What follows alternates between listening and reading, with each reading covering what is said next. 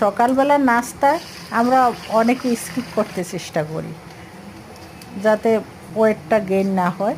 এজন্য এই ডিমের এই রেসিপিটি তৈরি করে নিতে পারেন ঝটপট। এতে কার্বোহাইড্রেট নেই বললেই চলে। ডিমের সাথে একটু সবজি, একটু গোলমরিচ, একটু লবণ, আমি একটু ম্যাগি মশলাও দিলাম। তারপরে সবগুলো একটু চেপে চেপে দিয়ে হালকা আঁচে ভাজাটা করতে হবে। তারপর অপর পিঠ উল্টিয়ে দিয়ে একটু কিছুটা সময় রাখতে হবে। এই ডিমের রেসিপিটা করার জন্য খুব হালকা আঁচে করতে হবে।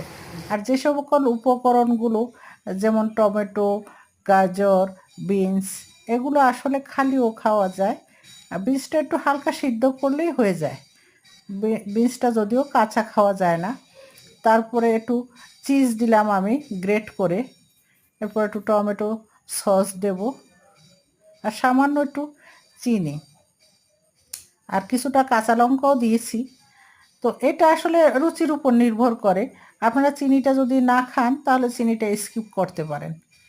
আর ঝটপট এই ডিমের রেসিপিটা পেটও ভরে আর দীর্ঘ সময় থাকাও যায়। তাই একটু বানিয়ে খেয়ে দেখুন।